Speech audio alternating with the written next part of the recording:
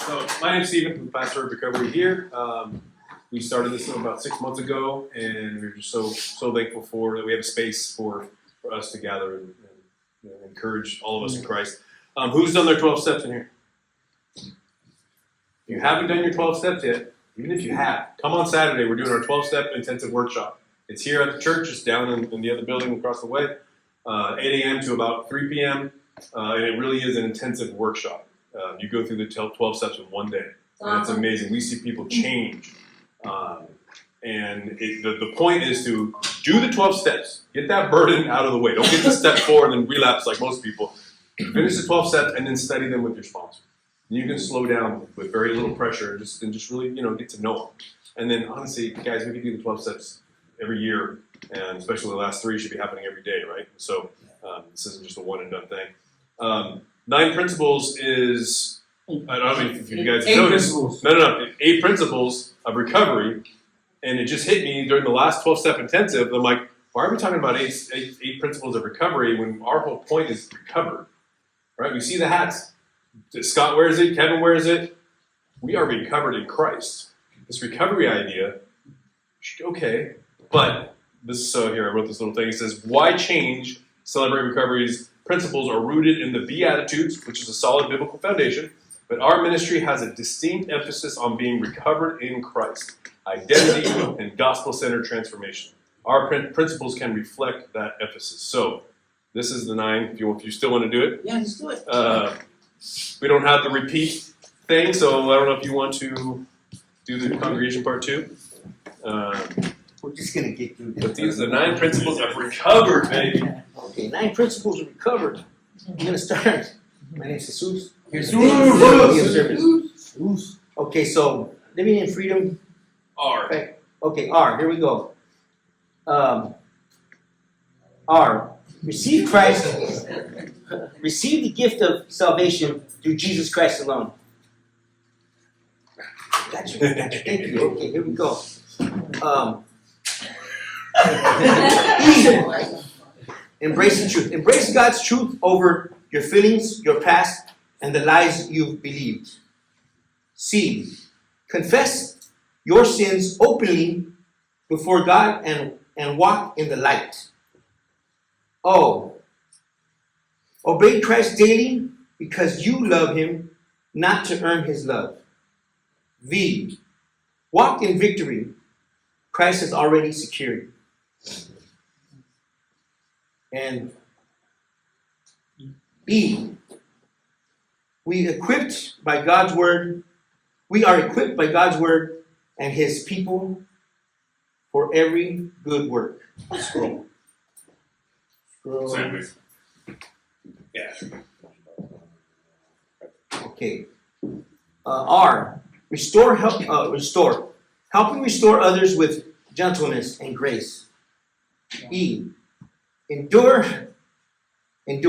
Preserve through trials, trusting Christ to finish his work in you. D. Disciple. Go to make disciples, living as an ambassador of Christ. And then... Oh, that's just my little explanation. Oh, that's it. Thank you for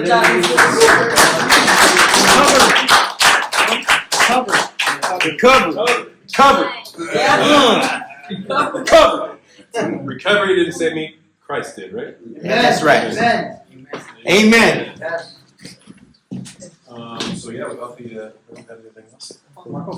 I can't be buckled. Like to. All my life.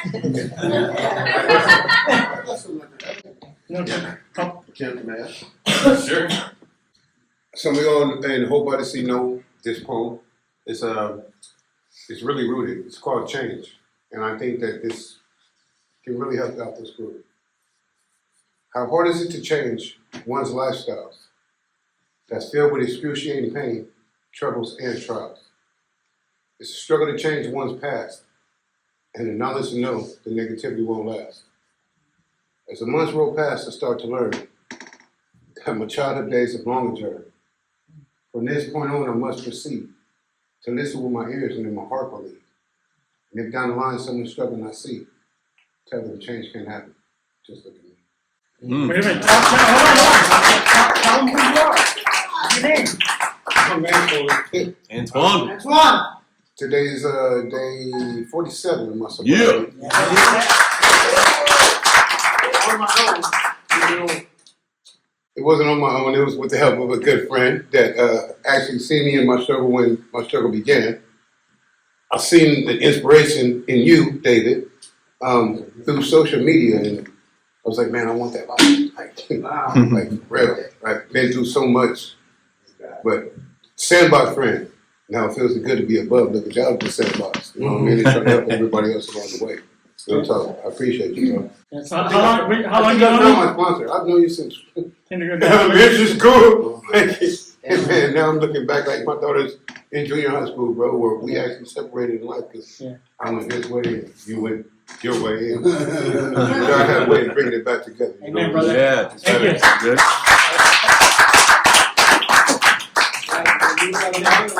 Walk up here to introduce our guest speaker. Yeah.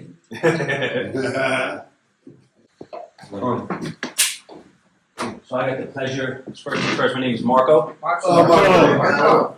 Grateful recovered addict. You need a hat. You need a hat? The only title that really matters is child of God. Amen. Amen. Right, Freddie? Amen.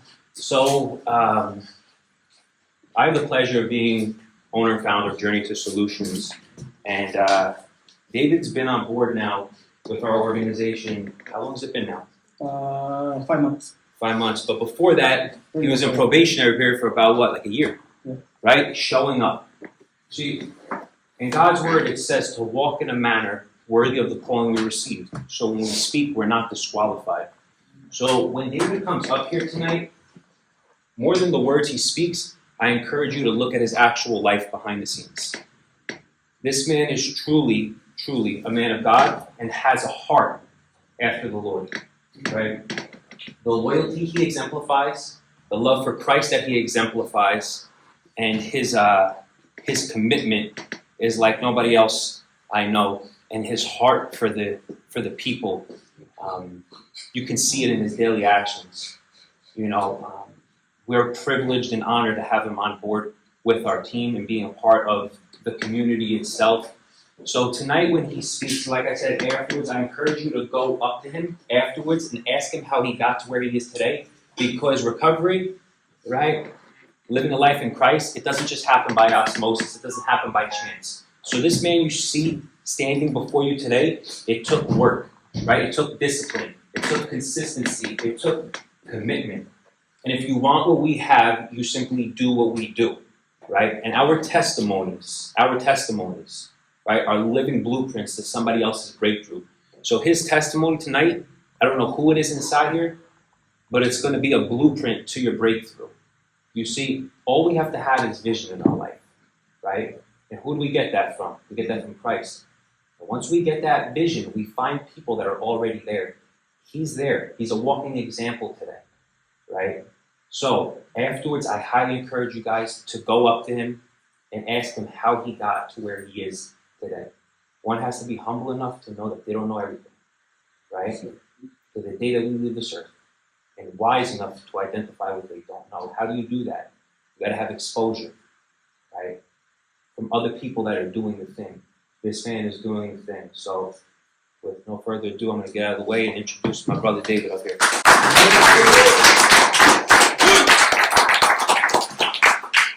Hi, my name is David. David! Usually I'll do a song for you guys, but there's no music tonight, so I won't do a song for you guys, but it's okay.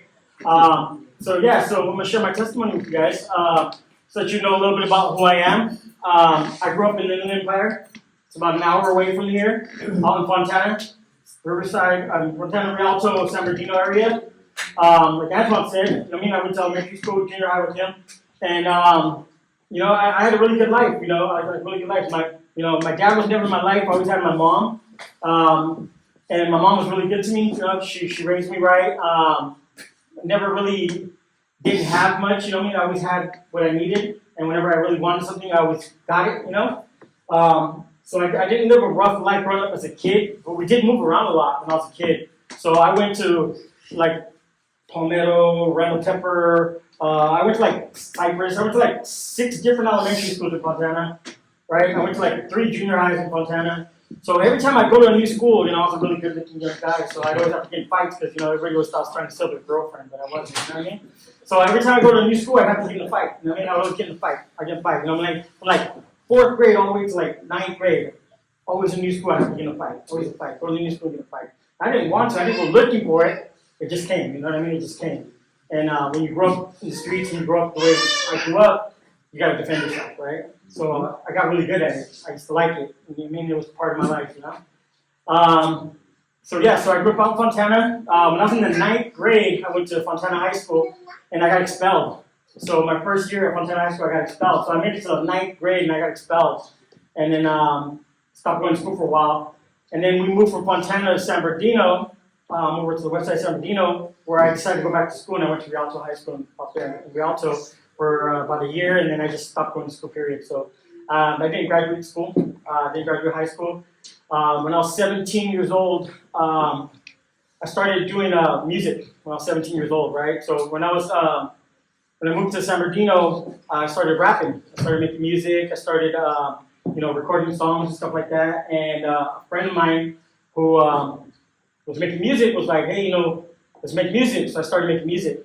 And at 17 years old, I kind of got like a little record deal, right? And I started putting out music, started putting out CDs, started doing magazines, in the Chicano culture, Mexican culture. My best friend, his godfather is the owner of Lowrider magazine. You guys ever heard of Lowrider? Oh yeah. Lowrider, yeah. So his godfather is the owner of Lowrider magazine, and his dad was the artist for Lowrider magazine called Teenager. We started a thing called Teenager Records, and it's anybody ever see that movie, Mi Vida Loca, My Crazy Life? Yeah. You guys see that movie? Yeah. In the movie, she has a magazine, and she's writing to a pen pal in prison. Mhm. That's our magazine. Wow. Yeah, so I was part of that magazine growing up. If you ever had one of those teenager magazines and you opened it up, you would see me in it.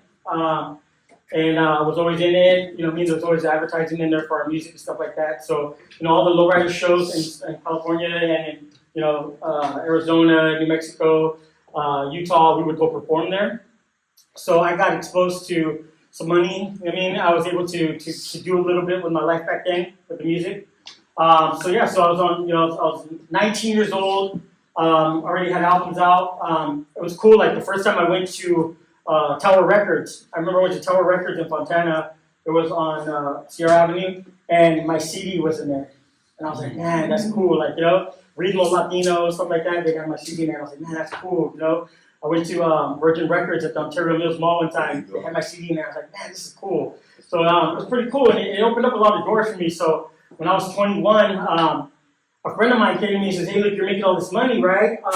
There's this place called DHL, and they're hiring independent contractors. If you buy a cargo van, you can get a route there. And I'm like, all right, cool. So I ended up buying 2 cargo vans, right? And I put my little cousin to work in one, and I ran the other one. And I got a contract with DHL, and I was doing that for a while. So I was doing my rap music, and I had these routes where we go out like UPS, like UPS, like Amazon, like you guys know Amazon now. It's called DHL, it's the yellow vans. And we would go out, and right, I pull up, my little cousin would run, drop the package, come back, and I turn the corner, come back, pick him up, and we would just do routes all day. And that's how I was making my money with the rap on the side. And I was doing really well. My girlfriend that I had at the time when I was 17, she had got pregnant. And by the time I was 18, I had my daughter. And so I had my wife, I had my daughter. I'm 20 years old, 21 years old. I don't even think I was 21 years old yet. And it was funny because when I had to get insurance for the vans, I wasn't even 21 yet, so my insurance was like through the roof because you had to get commercial insurance. But I made it work. You know what I mean? I made it work. And so I was living a good life. I was doing my shows. I had the routes. I had my little cousins. I was paying them like $200 a week to go run these routes, and I was making way more than that. But they didn't care. They did it, and it was good. It was really good. I enjoyed it. It was fun. It allowed me to do a lot. And then it got really, really hard at work where they always had new management, right? And one of the corporate guys came in, I was like, man, I see you more than I see anybody else. I was like, you're like the big CEO. What are you doing here, bro? I was like, if you just focus on the bottom, the top won't have to come down. And he's like, what do you mean? I was like, yeah, dude, you're the CEO of the company, but I see you more than your managers, and you always have turnover of managers, bro. If you just focus on your drivers are out there delivering. If you focus on your drivers, all your problems will disappear. And he's like, well, what do you mean? So I broke it down. I was like, look, pay your drivers right, man, and all your worries go away. He's like, well, how much you? He's like, you know what? Why don't you manage it, and I'll pay you, and you do that. And I was like, all right, cool. So I sold my vans, and I became the manager of that third-party logistics company, right? Which opened up even more doors. So then now I started running Southern California. I had the places out in the industry. I had a Hawthorne. I had Ontario. I had San Diego, and I had Bakersfield. So I was in charge of all these places, right? And these places had 2 managers. They had all kinds of independent contractors working for me. And then the person who had Northern California ended up bailing. So then they said, hey, we need you to go to Northern California. So then I started flying out every Monday to out to Hayward, to Sac, and then I fly back Friday, and I fly out Monday, fly back Friday, fly out Monday, and I started doing that, and it started taking a toll on my marriage. You know what I mean? Because I was always gone. And this was like when the iPhone first came out, and in order to do FaceTime, you had to be on Wi-Fi. So I got to go to Starbucks just to see my daughter. You know what I mean? And I had like the iMac at home, and I would do FaceTime at Starbucks. You had to be on Wi-Fi, and I would see my daughter. And it was the cutest thing ever. Like my daughter would put her finger to the camera, and I put my finger to the camera, so our fingers would touch. You know? And I remember, like, man, that was like the coolest thing ever. Like I couldn't wait till my daughter got out of school to pull up to a Starbucks to get Wi-Fi, just so I could touch the little camera and her touch the camera at the same time. So it looks like our fingers are touching. You know? And every day when I was up north, I'd call my daughter every day like clockwork when she would be out of school, and I'd say, I'm gonna start crying. And we would do that, you know what I mean? That was like the coolest thing ever when FaceTime first came out. And it took a toll on my marriage. You know, at that time, my wife, she lost her father, and I wasn't there for her. I was always traveling. I wasn't there for my wife, and she started drinking, and she started heavily drinking, and it became a problem. And I was too busy traveling that I wasn't there for her, and then it really sucks because I look back, you know, on that, and I was like, man, if I would have just been there more, you know what I mean? But then again, if I would have been there more, she wouldn't be on her path, I wouldn't be on my path, and you know, who knows how life would be. But I definitely look back, and I wish I could have been there more for her, but obviously I wasn't. I was too busy working, too busy traveling. But it took a toll on my marriage, and when I came back and I started being back in Southern California, we would go out on the weekends, and there was a place in Colton. It was called The Hub. It's a little nightclub. The owner was a friend of mine. His son, who ran the bar, worked for me, and he said, "Hey man, why don't you just throw hip hop shows here, and you know, you just come here and hang out." And I was like, "All right, cool." So we started doing shows there, and then me and my wife would go, and then I wouldn't make no money, but I would just be drinking all night, you know, just drinking all night. And that's when I first started really drinking. We would go, like, fly in, you know, from up north on Friday, go to the club all weekend, and then fly back out on Monday. And then it became a habit. It became something that we would do all the time. And it wasn't like instead of coming home and like just spending time with my family, my daughter, and stuff like that. No, we would go out. We'd go drink. We'd go party. And then I started. I'd come home, we'd go to the studio, and my friends would be doing drugs, and I'm like, you know, I was like, as long as I snorted it, I'm cool, you know. And that's when I started doing drugs. I started, like, you know, getting high on the weekends, you know, because I wanted to party all weekend, right? So I started doing the line in there. And I always told myself, thinking, as long as I'm not buying it, I'm not a drug addict, you know what I mean? I'm just doing it because it's there, right? I'm just doing it because it's there, you know? The homies got it. I'm just snorting it. They're smoking it. I ain't no smoker, bro. Like, I'm not a drug addict, you know what I mean? They're smoking it. I'm not smoking it. You know what I mean? I'm like, I'm just doing a bump here and there just so we could be up all night. So I always justified it. And I did that for like a whole year. Like, I would justify that. I wasn't an addict. Because, you know what? Like, I didn't call the guy and order it, you know what I mean? But I knew where it was at, so I would show up. You know what I mean? Like, I knew it had a balance. Like, if I was, you know, fiending, and like I wouldn't want to everyone I was fiending, I'd show up and I know it's there, you know, and I'd get high, and then I'd be like, all right, cool, I'm gonna go home, and then I'd live my normal life, right? And then it got to a point where my friend wasn't in town, and I was like, hey, where you at? You know, and I needed, like, for the first time in my life, I needed to get high. Like, I needed to get high, and he's like, hey, just call Pedro. You know, he'll come to your pad and drop it off. I'm like, nah, you call him. You know what I mean? Because I always told myself, if he gave me the number and I started calling him, then I'm an addict. I'm an addict. I'm not no addict. I'm not an addict. I can stop any time, man. I can stop at any time. I don't have the dope man's number. I call Pedro, tell him to come by, just let me know when he's outside.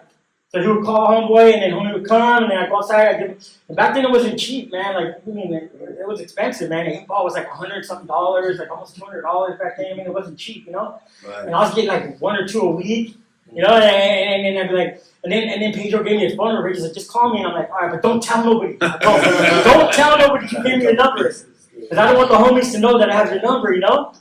Because then I'm gonna be an addict. And I'm like, nah, don't tell nobody, don't. But then I call him, you know. I call him, and then I run out and I call him again and I re-up, and I call him again and I re-up, and I call him again and re-up, and I just lost count of how many times I'll re-up, you know. And I still didn't think I was an addict. I still didn't think I was an addict because if to me back then I justified. I was like, if I'm an addict, people will know I'm an addict, right?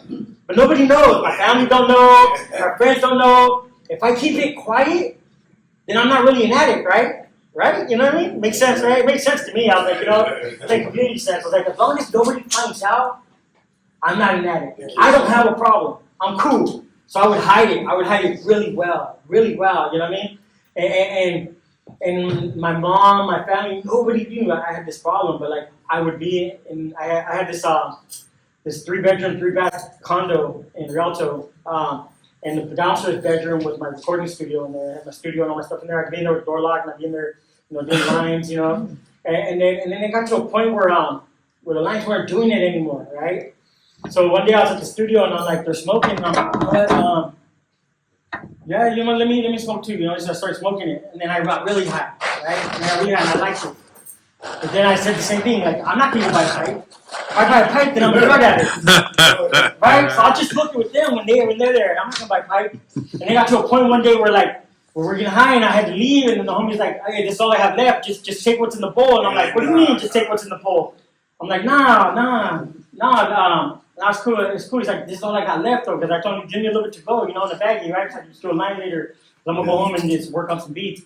He's like, no, I put everything in the pipe. That's all I have left. But, you know, I have a fresh bowl. Take this one and you can just smoke it out. I'm like, no. Because in my head, I'm like, if I take this, you know what I mean? I'm an addict. So I ended up taking it, right? Right? I ended up taking the pipe with me. And then I'm sitting there at home. I smoked it on. It's gone. And I'm like, oh, man, it even turned a little black on me. And I'm just like, I didn't know, right? I didn't know. And then I called Pedro. I'm like, hey, you know, can you swing by? You brought me some. I packed some more. And I just kept smoking. And like, man, I just started smoking so much to where just like, man, like I thought I was getting everything done, but I wasn't getting anything done. I wasn't getting anything done, man. Yeah, man, I thought I was like, man, I'm gonna make all these beats tonight. You know what I mean? I'm like, man, I'm sitting there like, oh man, I'm like, yeah, ding, ding, ding, like, yeah, man, that's hard. I'm sitting there, I'm looking at the clock, man. I started like at 9 p.m. and it started 3 in the morning, bro. And all I got is a ding, ding, ding, ding, ding, ding. And I'm just like, man, this beat is hard. This beat is hitting. I'm just smoking, I'm getting high, and I'm just like, man, and then before I know it, my wife's getting up to go to work, and I'm still in there sweating. And I got the AC on, and I'm sweating, man, and I'm sitting there making beats, and I have my headphones on, and I don't even realize what time it is. And then she's like, have you been up all day? I was like, no, I just woke up. I just woke up. What do you mean? I was like, oh, yeah, I'll take my daughter to school. Yeah, you're good. You know what I mean? I just woke up early, and I just wanted to hear the beat again that I made last night. Because it was stuck in my head, you know? So I just wanted to hear how it sounded in the morning, you know? And sure enough, the beat was still the same thing, that was it, you know what I mean? Missing all the other sounds, you know? But I always told myself, I wasn't an addict. And until I was, right? Until I was. And then, and for a long time, I would always hide it, right? Like, I had my studio in my apartment, or my condo, townhouses. It was my mom's ex-husband's house, and we took over on it.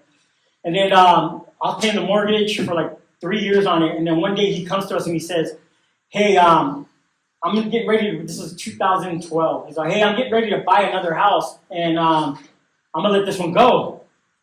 So you kind of got to be out. And I'm like, what do you mean? This is like October, November, right? So he ends up selling it, and then the guy comes in that buys it, and he ends up telling us, hey, look it, you need to be out by December 31st because we need the mortgage to go through this year and not next year for our taxes. So the only way the buyer is going to buy the house is if you're out by the 31st, by the end of the year, because you can't be out the next year because then the mortgage will roll over to the next year and taxes and blah blah blah. So I'm sitting there. This is New Year's Eve, like 2012, and I'm sitting there with the U-Haul truck backed up to the freaking thing, and I'm just loading all my stuff in it. And I had to rent a house in San Bernardino, and it's funny because I have pictures on Facebook of that night, and I don't know how I got the U-Haul truck in there, but I did, bro. I was like lit, bro. When you see the pictures of the U-Haul truck backed up to my garage, and the amount of space in front of the U-Haul truck, and the amount of space behind it, and then the roof of the garage, and you look at it, you're like, how did he get in there? And the funny thing is, I had my the big old screen TVs that we used to have back then, you know what I mean, with the big old tube in the back. I had that with an extension cord out there, and I had the little fire pit with wood burning inside with 2 lawn chairs, and I was blocking. It was like at the end of the complex, so there was nothing behind me. I was blocking somebody around there, and I was out there chilling, watching a movie with the fireplace on. Hi, my wife was at work, and I'm just sitting there, and I'm like, man, I gotta be out at midnight, man, and I'm just loading it up, and I'm just like, man, you know what? But I got out. I did it. I got everything in the truck. And I locked the door, and then later that night or that next morning, she's like, "Hey, oh, you're good. Escrow closed. So he said it's okay. You don't have to be out yet." I'm like, I'm already out. What do you mean? You know? That's what happened. Yeah. So she, I guess escrow closed and everything closed, and the house was technically his, right? And he was just scared that I wasn't going to leave because if he would have bought the house and I would have stayed, then he would have had to evict me and all that. So I guess he was just worried about that. But since they saw that I was actually not that type of person. They're like, oh, you can take your time now. I'm like, well, too late now. I'm already out. So we moved out, and I moved to San Bernardino.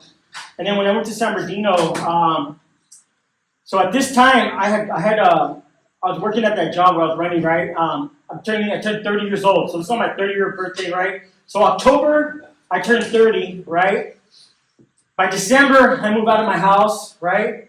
And then I'm in this house in San Bernardino, and for my 30th birthday, I told my wife I was going to retire. I was like, I'm going to quit that job, making like $75,000 a year back then. I mean, to me, that was like a lot of money because, rent was cheap, mortgage was cheap, everything was cheap. And I was like, you know what, like, I'm going to quit that job, and I'm just going to do music, the magazine, and all that full time. And my buddies who have OG Family, the clothing brand, they were doing the clothing brand and all that. So I ended up quitting my job. I had some money in savings, obviously. I was still getting my little checks from my rap music. By then, I wasn't getting as much money anymore because digital was already coming in and we weren't selling CDs anymore. So I would get like, $1,000 a month here, $1,000. It wasn't a lot. It was just, enough to like for side money. But I started doing the magazine, and I started doing the clothing brand, and I started doing videos, and I started doing a lot of stuff that I wanted to do, right? And it was enough for me to get by. So I ended up building the studio in my garage at this house we rented, and I was getting high. And for the first time in my life, I started inviting people from my past into my home. And I never did that before. Like I said, I was always quiet about my addiction. I never got high with people in my home. I never invited people to my home to get high with me. I never brought that life home, right? But once we moved to San Bernardino and this house, and I had all this time on my hand, I had so much free time on my hand because I wasn't working, I started inviting people over to my house when my wife was at work. And I would be getting high. I'd be getting high with them. And I was letting people into my house, and before, like when I would do my music and stuff like that, the neighbors didn't know what I was doing there, but now all my neighbors knew I had my studio in there.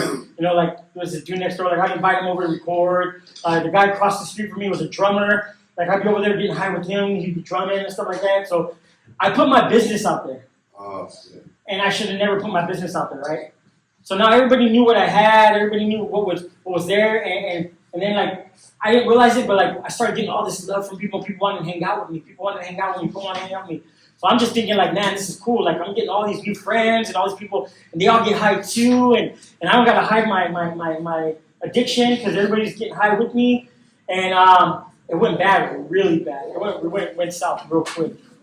To the point where like my wife ended up leaving. She ended up leaving. I ended up staying in that house by myself, and I ended up turning the house into like a trap house, like all bad. Like I had people sleeping on the floors. I had people, sleeping underneath the table. Like I come out in the middle of the night. Like I lock myself in my room because there's so many people in my house. So I sleep in my room, and I come out and like there's this girl like in a little ball underneath the table, and I'm like, where the hell is that? Like I don't even know where she came from. You know what I mean? Like I'm pretty sure you guys can identify with that, right? Being in a trap house, right? And then you come out of the room, and all of a sudden there's people you don't know, and you're just like, I don't know you. Does anybody have any dope? No? Okay, fine. Go right back in the room, right? Right? But if they say yeah, then you're going to join them, right? Right? You know what I mean? So I would always go out there to see if anybody had anything. If nobody had anything, like, I wouldn't tell them to get out. I just turn around and go right back in my room, And so I turned my house into a trap house. And at this time, this is like 2013, my wife started working for behavioral health over at Arrowhead. And so she would work in the county behavioral health.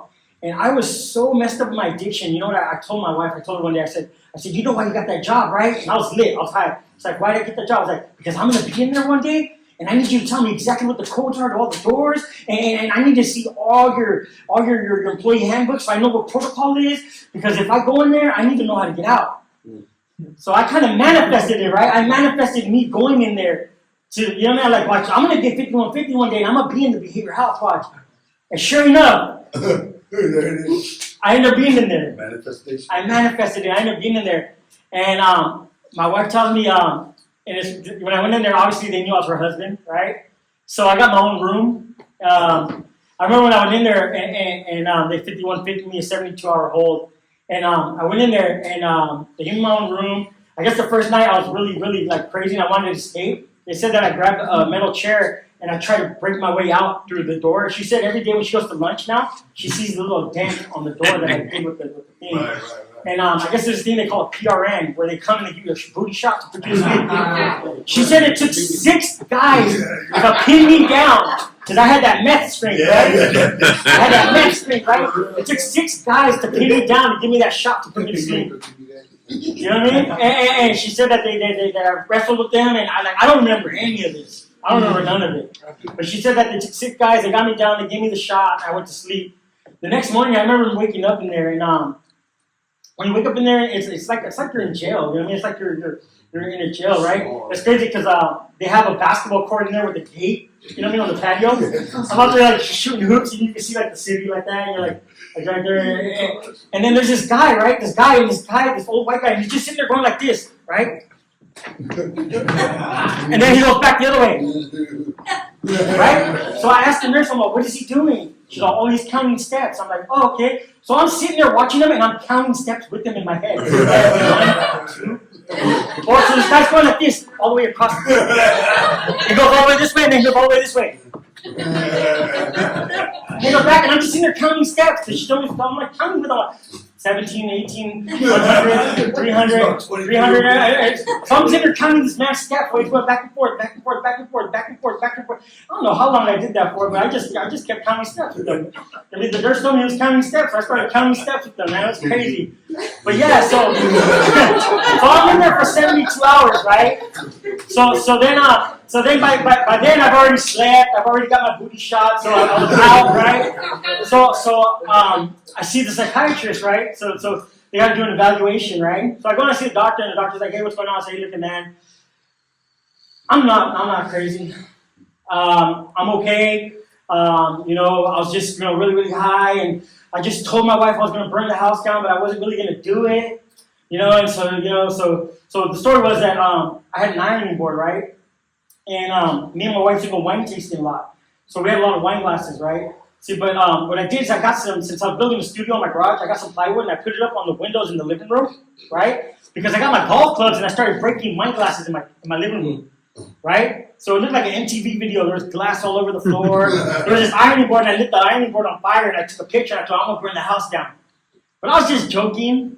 You know what I mean? I don't think I really would have, but I was high, I was high, and then I kept getting the wine glasses, and I got my golf clubs, and I was like, and I just kept breaking. So there's this, but I was, you know what I mean? I put boards on the windows so I wouldn't break my windows. You know what I mean? So I was responsible. I was responsible at it. So when I sent her the picture saying I was gonna burn the house down, the cops came, right? So I have my front door open, the cops come, and they're like, hey, Mr. Medina, I was like, wait, first of all, I have CCTV. If you guys pass the threshold, I'm going to sue you. You have no permission to come into my home. I go, and I'm sitting there breaking glass. The police are at the door, and they're like, Mr. Medina, we're here to do a wellness check. Your wife called, said that you were going to burn the house down. I'm like, and then one of my good friends showed up, and he's like, hey, man, I'm praying for you, homie. just come out, dog. And I looked at the cops. I'm like, no, I'm not come out. Like, look, I got CCTV. If you guys pass the threshold, I'll sue you. You guys can't come in my home. I give you guys no authority to come in my home. And I'm just in the freaking glass. And the cops are like, look, we just want to check on you. You're good. And I was like, look, if I step out that door, I'm going to resist. You guys are going to grab me. We're going to wrestle. And I'm going to end up with my head in the street, probably against a car. And I'm cool. Because, no, I was like, no, you come out. We're just going to, everything will be peaceful. We're good. And I got tired. I'm like, all right, I'm ready to come out. The second I walked out that door, they grabbed me. I resisted. And my head ended up in the street, on the floor. And I got arrested. And that's when I got taken in for my 5150.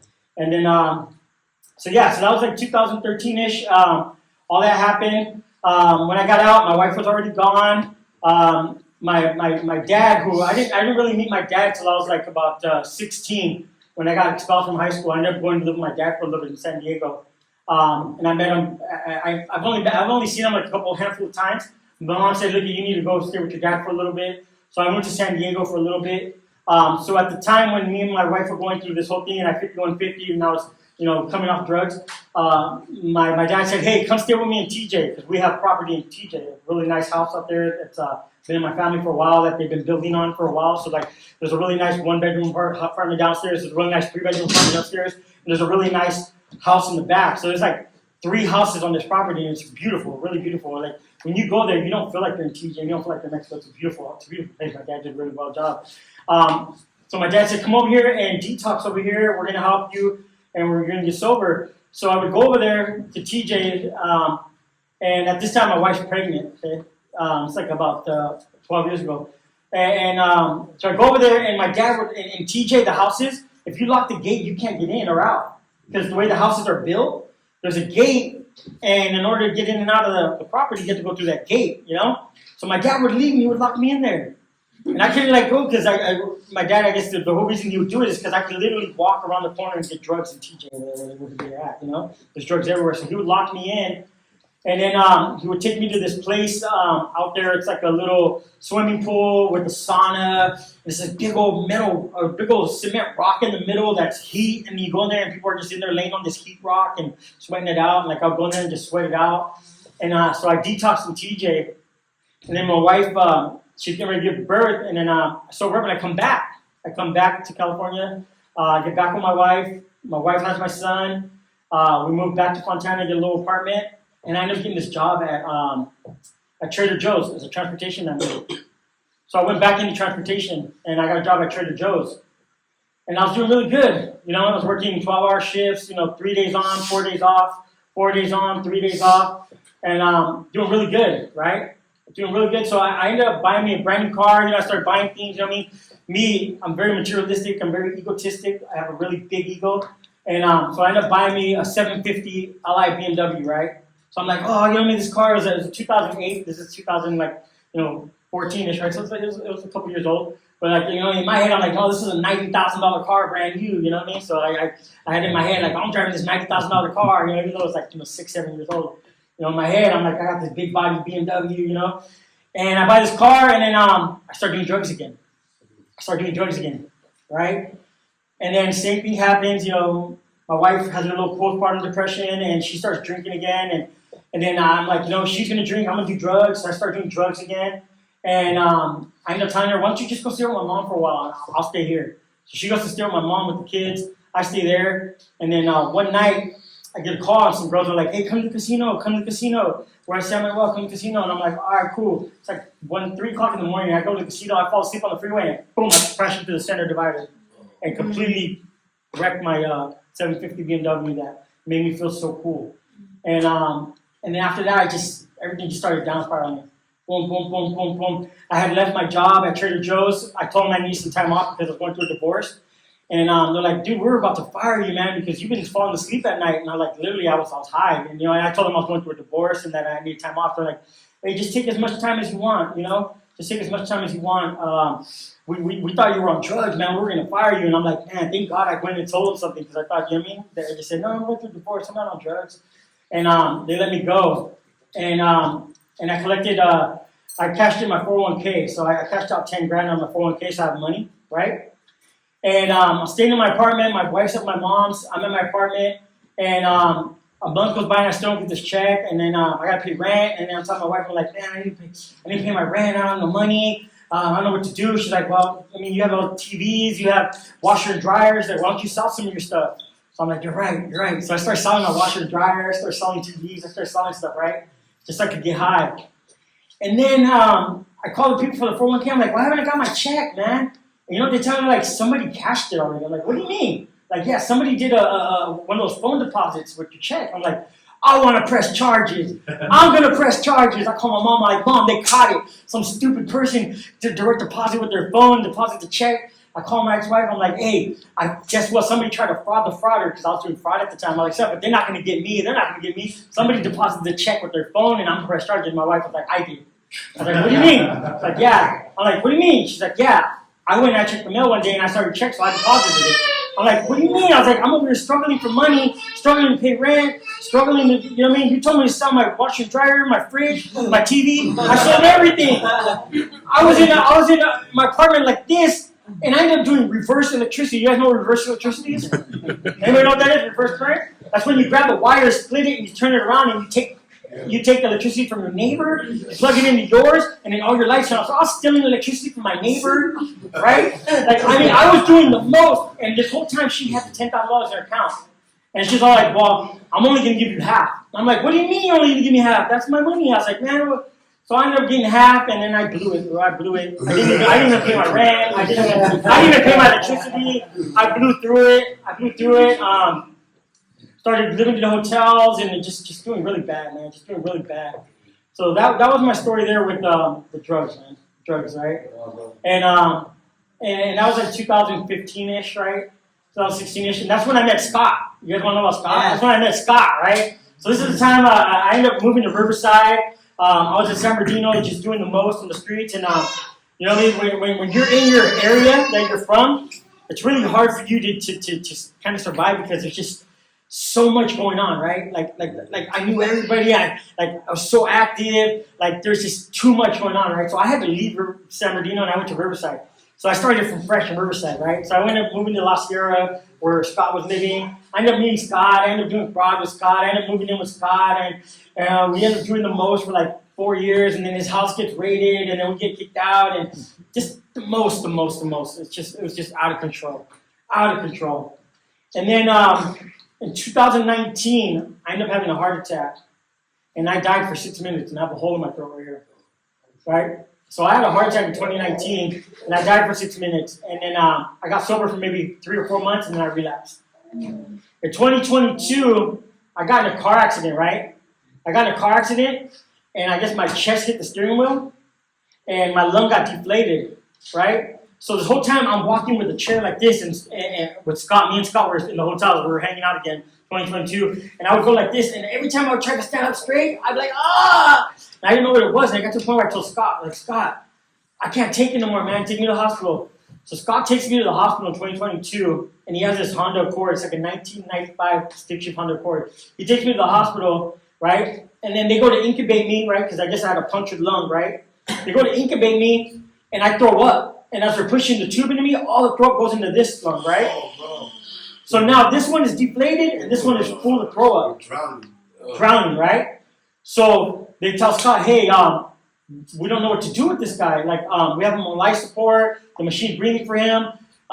You know, you get a hold of his family. Scott goes on social media, sees somebody with the same last name as me, called my sister, says, hey, do you know David? She's like, that's my brother. She's like, well, he's on life support. Somebody needs to come and we'll find out what we have to do. She's like, well, I'm in TJ right now with my dad, and she don't want to tell my dad. She's like, but here, call his mom. So they call my mom. My mom comes down. I'm in Riverside, downtown Riverside, the hospital. My mom comes down with my sister, and then they're like, hey, and then you know, they're telling my sister, which my sister is a nurse. She's you know, she works at ICU too, and then they're telling her, you know, he has no oxygen to the brain. We're breathing for him. Chances are, you know, he's going to have brain damage. He's not going to function right. And my sister's like, Mom, we don't want David to be a vegetable. Just pull the plug. Let's just let him go. But then the other doctor comes in and says, hey, look, there's one thing we can do. We can put him on a rotisserie machine, you know, like a rotisserie chicken, where he's upside down for 1 second, sideways, this way. So I guess they pinned me to this bed that rotated me, right? So they end up taking the liquid out of my lungs. So I have like this scar right here where they drained me, and they put me on this rotisserie machine, and it would drain me, right? So like I guess I was this way for a while, this way for a while, this way for a while, this way for a while, this way for a while, and then they ended up draining me, and then I remember being in the hospital room, and it looked just like this, right? The hospital room, right? There's the board on the wall that had my name on it, so David Medina room, whatever, and I would wake up and I'd look at the wall, and then the wall would split open, and then the demon would come out and try to get me, and I'm like, ah, and I'd be like, what's going on? And then I'd wake up, right? And I look at the wall and I look around, and then the wall would go like that again, and then this demon would come out and try to get me again. I'm like, what's going on? Like I would wake up, and every time I wake up, I wouldn't know if I was dreaming or if I was awake. And I guess that's like all the drugs in me, right? All the drugs that were in me, right? And obviously they had me like a little fentanyl drip and all that for whatever. So I guess all the drugs they had in me were just making me trip out. I just remember every time I woke up, I was scared. I was scared because I wouldn't know if I was dreaming or not. And then I remember one time this thing attacked me, and I fought it, and I just prayed on it, and I beat it. And once I beat it, I just stopped having those dreams again. I just stopped having the dreams. And then I ended up getting out, right? I ended up leaving the hospital, right? So I'm in the hospital. I leave the hospital. I'm fine, right? I'm okay. And a friend of mine picks me up and takes me to the hotel where Scott's at. And I tell Scott, hey, look I'm trying to get back to my mom's house. Can you take me? And so he has this 1995 Honda stick shift, right? And Scott's sitting there at the hotel, and I'm sitting there, and I'm sober, right? Because I just been in the hospital for like 6 weeks or whatever. And there's a pipe right there in the middle, there's stuff in it. And Scott's trying to hotwire this car so he can take me home. And I'm looking at Scott, and I'm trying to tell him, what are you doing? He's watching YouTube on how to hotwire a Honda, right? And I'm looking at him, and I'm like, in my head, I'm like, bro, it's a stick shift, bro. Yeah. Pop it, Scott wouldn't listen to me. He's like, no. But you can't tell Scott anything. You can't tell Scott anything. Like there's no telling Scott anything. So Scott he had his mindset that he was gonna hotwire this car and he was gonna get me home. And I was like, man, I was like looking at the pipe and I was like, man, I want to hit it. And I'm like, now. So I call another buddy and he takes me to my mom's. And I go to my mom's, right? So when Scott took me to the hospital, he had all my stuff in the car, my laptops, all my fraud stuff that I used to have. I used to have these machines to make credit cards. I used to have the machine to put the letters on the credit cards. I had the machines that you could tap and you could steal people's credit cards. I had all this stuff, right? And this girl tells me, hey, fool, when you were in the hospital, Scott had all your stuff laid on the bed and he was telling all the girls it was his. Like he was showing off, like saying, oh, look at all my cool stuff, So I tell Scott, I'm like, hey, where's all my stuff, dog? So we go pick up my stuff from a buddy's garage and everything's there but my laptop, right? And I'm like, where's my laptop, Scott? I was like, I don't care about everything. I just want my laptop. He's all like, oh, I'll just buy your laptop. I was like, no, look it, Scott. I have hundreds of songs in that laptop that have never been released before. I have beats in that laptop that I've made that I can never make again. That laptop is, and I'm sober at this time, right? And I'm telling Scott, that laptop, oh, man, I'll buy you a new laptop, man. Scott's all high. He's like, I'll just buy you a laptop. I'm like, man, I don't care about everything. All I need is that laptop, You can't replace it. It's irreplaceable. And he didn't care. So a week later, this girl called me and says, hey, look, I have Scott's Honda and the pink slips in the glove box. And I don't want to get back to him. And he has people looking for me. He's all, but if you want it, fool, you can have it. And I'm like, okay, yes, I'll be right there. So I show up at the girl's house. She gives me Scott's Honda with the pink slip. So I take Scott's Honda. And this is 2022, the end of 2022, right? So I take Scott's Honda, right? It's 1995 Honda, same Honda he took me to the hospital with, right? So I end up taking Scott's Honda, take the pink slip, everything, and then I end up having that Honda for a year and a half, right? So I'm out there in the streets again. I relapse again. So this is like the 4th or 5th time in 10 years I keep relapsing, right? So I end up taking that Honda. It's 2022, right?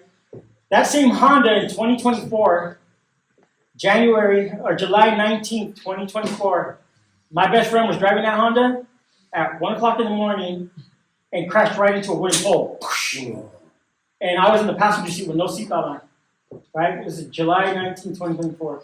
Crashes into that wooden pole, boom. I have no seatbelt on. So the airbag goes off, bust my teeth and stuff like that. And then I go to get out the car and I go straight to the floor. Boom. My leg, I can't stand on it.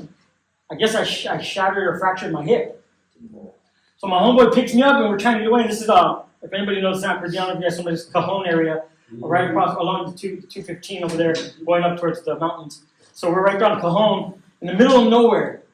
And so the construction worker sees us, he comes over, he grabs me, and my homeboy says, "Hey, look, you fool, I got a manslaughter case already on my thing, and if I get busted here, I'm gonna go to jail." And I told my boy, "Take off, just go." So the construction worker grabs me, and I'm just kind of like, "What's going on?" I said, "Hey, look it." So I just tell the ambulance, I said, "Look it, man, I was asleep in the passenger seat right here, and some dude knocks on my window, and he's like, hey, homie," and he knows my street name. So Travieso, hey, dog, what's cracking? I don't even know who he is, but he knew my name, and he said he wanted to go downtown. I asked him if he knew how to drive stick. He said, "Yeah, I need to get to downtown." So I told him, "All right, let's go." He drove my car, he drove into a pole. I don't know who he is, but he took off that way. Which way is this? That way. So he took off that way, right? And the construction guy vouched. I said, "Yeah, the guy took off running that way," right? So they take me in, and then I go to the hospital, and I got a fractured hip, so I got to learn how to walk again. I'm in the hospital, right? I end up trying to leave the hospital, and I go straight back to the hotel, and I'm in so much pain. And when you're an addict and you leave the hospital, they won't give you no pain meds. They won't give you no pain meds because you're an addict, right? So they don't want to give you no pain meds. So they told me, "Hey, you're an addict. We're not going to give you any pain meds. So if you leave against medical advice or whatever, right, we're not going to give you anything. So you're going to go and you're going to have to do something else." So I go back to the hotel, and my homegirl's in there, and her dude's in there, and he's hitting fentanyl in the corner, and I'm like, "Hey, homie, I'm in a lot of pain, dog. Let me hit that." And then she was like, "Nah, fool, you never did fentanyl. Don't do it, fool." And I'm like, "Nah, you're good right now. You're just in pain." I'm like, "So I'm going to call your mom." I'm like, "Nah, don't call my mom. Nah, don't call my mom." Right? So when she said, "I'm going to call your mom," I really fucking did it. I'm like, "Oh, man," you know what I mean? Like, I almost relapsed right there, Like, I was willing to do fentanyl for the first time in my life because I was in so much pain. But she said, the second she said, "I'm going to call your mom," and my mom's like a hood mom, so everybody knows my mom. You know what I mean? So the second she said she's going to call my mom, I said, "You know what? I'm going to call my mom." So I called my mom and I told her to take me to another hospital. So she takes me to another hospital. They give me some ibuprofen to help with the pain. They give me a shot and stuff like that. I end up going to Hemet to stay with my brother while I'm recovering, right? So I'm walking with a walker to the bathroom. I'm trying to teach myself how to walk again. And I get this message from Scott, right? So this was in July. So September 30th, Scott gives me this message and says, "Hey, I see you're in Hemet. There's a 2-day intensive workshop, 12-step, in Banning. If you want to go to it, I'll have somebody pick you up." And I'm like, "Man, this was reaching out to me. Like, whatever." He's like, he's telling me he's sober. He's saying he found Christ. And he's like, "Hey, look, man, I love you, bro. Like, I want to help you." I'm like, "You know what?" And then the lights came back on. And then they said, right? Look at that, man. And then the lights come back on. So Scott's telling me, I'm like, in my head, I'm like, "You know what? I've tried everything, right? I've gotten sober. I've tried everything. I've never tried this 12-step stuff. I've never tried anything. And if this guy's really sober, he's really living on the beach now, and he's really got his life together, why not? Yeah, sure." So Scott had this guy pick me up and take me to Manny to this 2-day 12-step workshop. And we show up, and there's this, we get into like the 4th step, right? And there's this girl, she's like 21 years old, and my daughter was 21 at the time. She started talking about how her parents were on drugs, and then she started doing drugs, and all that, and I started crying. And I started thinking about my daughter, and I started crying, and I'm like, man, and then like, there's a whole bunch of people taking steps on this side, so I'm in the corner, I'm just crying. I don't want nobody to see me. I don't want nobody to see me cry, because I didn't cry in front of people, right? I never cried in front of people. But I'm sitting there crying, man, and then we go to like break, and I go outside, and I'm just praying. I'm like, "God, is this what you really want for me? Is this really what you want for me?" And for the first time, I had to trust something that I didn't know about. I had to trust that that's what He wanted for me. I had to lean on something that was not in my understanding, right? I had to trust in something. So I said, "You know what? This is what you want. Let's do it." And at that moment, the guy that took me there bounced. He didn't want to stay there. So I was going to have to leave with him, right? What time is it? It's almost time. So the guy that I went with, he wanted to go because he didn't want to stay there, right? So I thought I was going to leave with him, right around the 4th step. And then the guy that was running it said, "Hey, if you want to stay, I'll Uber you home back to him." And I said, "You know what? I'll stay." So I stayed. We did the first 8 steps that first day, and then he Ubered me back to him, right? And I felt something that I've never felt before. Never in my life have I ever felt that way. I've never had that feeling of like like something good was gonna happen. Like I had no idea what was gonna happen in my life, but I just trusted it. I trusted it. Like I said, God, like man, if this is what you want from me, let's do it. Like if this is really what you want, let's do it. You know? And I trusted something. And then the next day, I had $50 in my account, and I was like, man, it's $40 to Uber myself there. I'm like, you know what? I Ubered myself there for day 2, and they Ubered me back, you know? And I spent my last $50 and I got there and I did the 9, 10, 11, 12 the next day. And then I got there and I'm like, hey Scott, I did it, God, I completed it, homie. So can I come live with you? So I was like, hold on. I was like, well, you said if I do 12 steps, you'll give me a job and treatment and I can come live with you. So let me pray on it. Let me think about it, right? And then God answered because Scott got this job as a pure sports specialist for this company, and he had to leave his other job, so he needed someone to replace him at this other job. So he let me come live with them, right there, bottom of the right apartment, right? So he let me come live with them, and he said, okay, now you're gonna get your rat tea. You're taking over my job at this detox, and come over here, and I start working in detox. And it's cool because now I'm around other addicts again. And I'm like, but sober. So it was like that same energy from the hotels, the same energy from the streets. It was kind of similar. So I felt like at home, right? Because I was still around a bunch of like addicts, right? But we're all sober. We're still talking about our addiction. We're talking about like, but there was that but we're sober. But we're finding God. But we're finding something. But, right? And it was cool. It was amazing. You know what I mean? I got my rat tea. I started working at the detox. And I was living right here. Everything was going good. You know, my brother had given me a 1999 Dodge Durango that I was using to go to work every day, right? And in April of 2025, I said, God, man, if you can open up any more doors for me, I'll do whatever it takes, I'll do whatever it takes. And I ended up going to the dealership, and I got a brand new, the Hyundai Sonata I used to drive from the dealership. And when I got it, I said, you know what? I'm just going to be of service. So I started picking people up, taking them to church, and I started using this vehicle that God provided for me because I asked for it. And when I got it, it was a 27% interest rate, right? My payments were like $550 a month, but I had no credit. So I said, you know what? I'm going to buy this car, and I'm going to pay my payment on time for a year, and I'm going to get my credit right. And I told myself, as long as I get this, I'm going to do it. And sure enough, I pick people up, take them to church, pick people up, take them to meetings, pick people up, do this, do that. When people call me, I got a call from a guy one time and said, hey, can you take me to the airport? Can you pick me up from the airport? And I said, yeah, I'm going to do it. And I go pick him up, take him to the airport. Right? Right? Showed up, right? Every time. And it felt good. You know how good it feels to be there for somebody? To somebody to ask you, hey, can you help me with something? And you say, yeah. And you actually show up and do it. And then they say thank you. Or they have that look in their eye when they appreciate it. And like, man, and little do you know that it wasn't even for you. Like they really needed that. Like they really needed that person to like show up for them. You know what I mean? Like we show up for people all the time, right? Not even knowing that they were hurting, they were struggling, they really needed like they said, like Marco said, somebody probably needs to hear it, right? One of you guys probably really needed to get out of your house today. Amen. One of you guys really needed to get away from those other girls or those other guys and come to a safe place like this, right? One of you guys really needed the lights to go out today, right? Yes. Little do you know, like I look at all the negative things in my life and I say, God, thank you. Because guess what? I got a brand new car 2 weeks ago, right? Right? And then it came with a voucher for I have fuel for the next year, right? So God opened up the door. So now with my kid, if my son calls me and says, Dad, can you come on Thursday? I can't tell my son, I don't have gas, son. I can't go. God closed that door for me. If somebody calls me and says, hey, can you show up here and pick this person up? I can't say no because they gave me a fuel card. I'm good for a year. So if anybody calls me and I say no, it's in my own will. You know what I mean? It's because I'm being lazy or I'm being... So God pulled that away from me to allow me to be there now for people. Now I can't take it away. So now when my son has his baseball games or my son has something, I can be there now. There's no reason for me to say no. My job that I have today allows me to be of service. Every day of my life. The more service I am, the better I'm at my job. Imagine that. Imagine a job that thrives on service. Imagine your life is being of service. That's it. That's all I have to do every day of my life now, is be there for others. And guess what happens when you do that?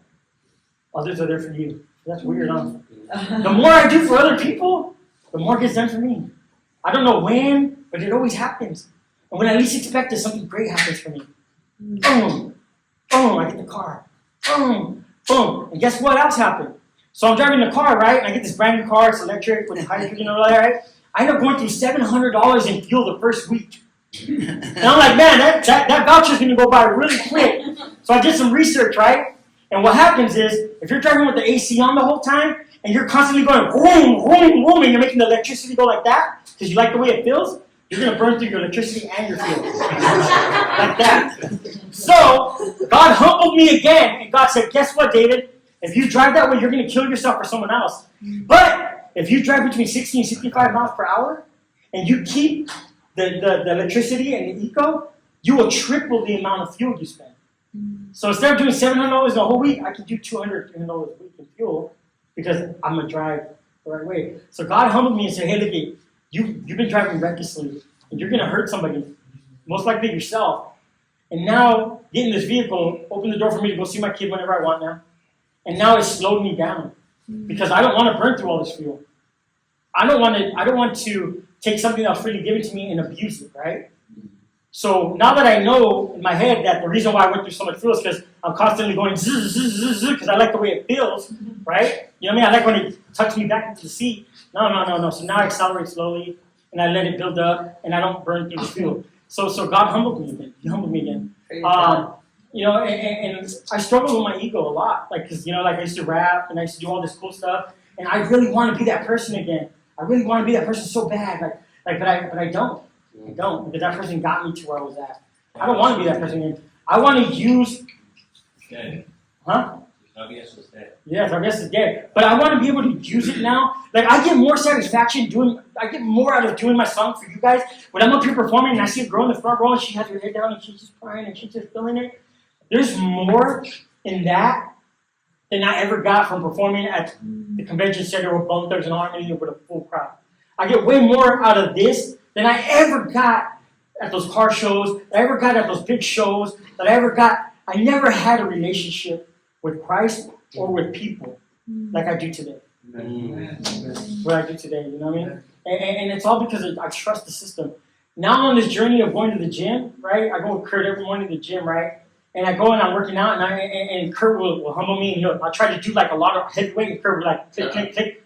He'll lower it like from like 100 to like 45. I'm like, well, that's too light. It's like, it's not about the weight. You're not pulling back all the way. I mean, yeah, you got 100 on there, but you're only going like this, dog. That's not working. So he'll lower it to like 45, and then now I'm going all the way in and all the way out and all the way in and all the way out. Like, this is weak.